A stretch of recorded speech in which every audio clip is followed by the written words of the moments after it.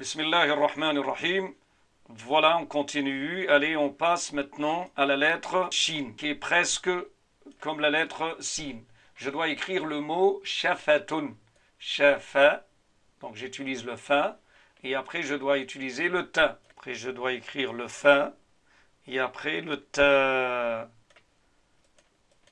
Je vous ai dit dans le cours précédent que le ta, quand elle est à la fin du mot, et quand il s'agit d'un nom féminin, comme ici une lèvre, c'est un nom arabe féminin, shafatun, elle se ferme. Pourquoi? Pour quand on s'arrête sur ce mot, on ne dit pas shafat, on dit shafa, shafatun. Regardez, shin, j'ai compris qu'elle peut s'attacher avec la lettre suivante. Mishwatun, un barbecue. Mish, wa, tun. Regardez, ta, je dois la fermer ici. Mishwa, tun.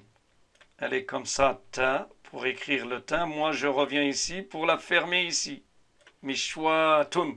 Arshun, ou pour mieux comprendre, on va mettre ushun. Ushun qui veut dire un nid. Un nid. Mishwatun. Ushun. Regardez, pour écrire ushun, j'avais besoin de in. Ou. Et j'avais besoin de shin. Le shin, quand elle est à la fin du mot, elle reprend sa forme originale qui est sur les lettres là de l'alphabet. Je passe à la lettre suivante, le sad. Sad, on va mettre, par exemple, on écrit le mot sabron. Sa, ab, run. Première chose, la lettre, quand elle est au début du mot, elle peut s'attacher avec la lettre. Ça, c'est comme une cédille, si vous voulez, pour en français.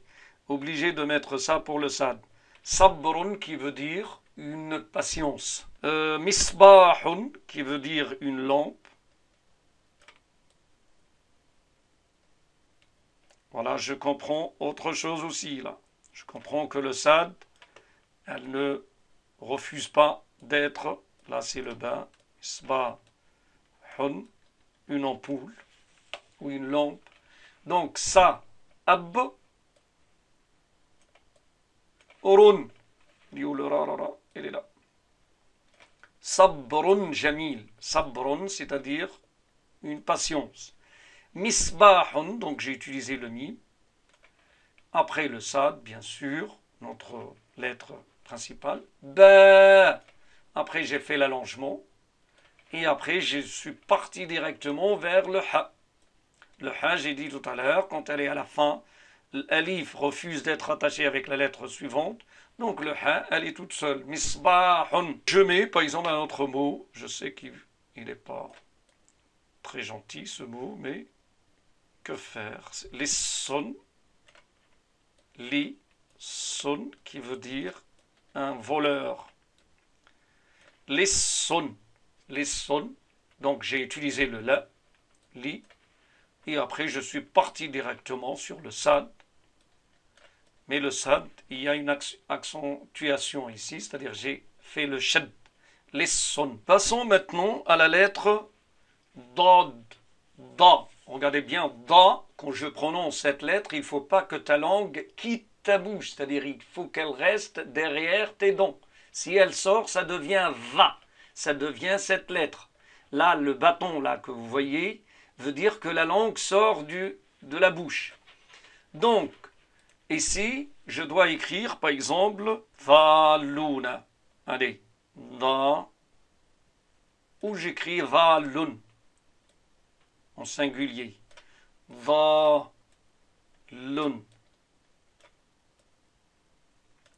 Valun, c'est-à-dire une personne égarée. Quelqu'un val, c'est-à-dire égaré. Il est à côté de bon chemin. Valun. Donc vous voyez très bien maintenant Dod, Da, elle s'attache avec le suivant. j'écris par exemple idtarra. Tarra, c'est un verbe. Idtarra, c'est-à-dire il était obligé. Idtarra, qu'il parte au bled. C'est-à-dire il était obligé de partir au bled. Idtarra an yadhhaba ila al-baladi. Idtarra. Donc je constatais aussi qu'il s'attache avec le suivant. Je mets par exemple un autre mot ici, maridun.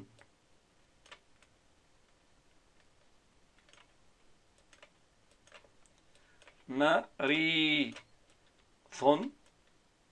Regardez bien là, dhalun, donc j'ai utilisé le da, j'ai utilisé l'allongement de l'alif, après je suis parti sur le lem.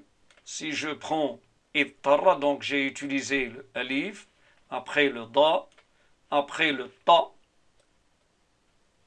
après ittarra, après le ra, le ra c'est là, maridun, donc j'ai utilisé le mim, après j'ai utilisé le ra, après j'ai utilisé le ya pour l'allongement, maridun, et après je suis revenu à la lettre principale, don. Maridun, ça veut dire un malade, il est malade, marid, c'est-à-dire malade. Passons maintenant à la lettre suivante qui est le ta. Pareil, le ta et le za et le sad et le zad sont pareils dans leur comportement. Donc regardez bien ta. Si je mets par exemple tayrun. Par contre, il n'y a pas la cd ici pour le ta. Tayrun. Donc ta. Après, j'ai utilisé le ya. Là, le ya, je l'ai utilisé comme une lettre consonne. C'est pas une voyelle. C'est-à-dire, c'est pas un allongement. Ici, tayrun, j'ai prononcé le ya. Donc, tayrun. Et après, j'ai utilisé le ra. Tayrun, tayrun qui veut dire un oiseau. Matarun qui veut dire la pluie. Matarun, une pluie. Pluie. Matarun. Donc, elle est où le mime? Donc là, ma, ta. Et après, je suis revenu sur le ra. Matarun, je constate quelque chose, que ta peut s'attacher au précédent et peut s'attacher au suivant. Il n'y a pas de problème. Qittun. Qittun qui veut dire un chat. Qittun. Passons maintenant au da. Je dois faire l'application sur va. Va, là, la langue sort de ta bouche. Je dois écrire varfun. Varfun. Va. Var, c'est le ra. Après, je dois écrire le fa. Et le ra, il s'attache jamais avec le suivant. C'est pour cela que j'ai écrit le fa tout seul. Sinon, le fa, il n'est pas contre qu'il soit attaché avec le précédent. Mais le problème que le ra, il refuse, il rejette catégoriquement d'être attaché avec la lettre suivante. Donc, varfun, qui veut dire une enveloppe. Azmun, un os. Azmun. Vous voyez très bien maintenant va. Va, il est attaché avec le précédent et ainsi que le suivant. Quand les deux acceptent. Azmun. Azmun, donc j'ai utilisé le a. A. Après j'ai utilisé le av. Et après j'ai utilisé le mime avec deux accents. Azmun. Mais ça s'écrit attaché comme ça. Azmun. Après, je dois écrire ralidun. Raliz, c'est-à-dire un peu gros. Ou même raide. Ça s'utilise en arabe pour quelqu'un qui est raide. Ça existe même dans le Coran. Ralidun.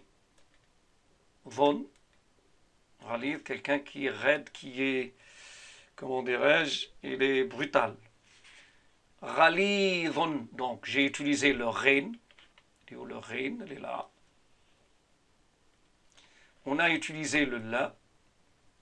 On a utilisé le ya comme allongement. Et après, on est revenu sur notre lettre en question. Ghalidun.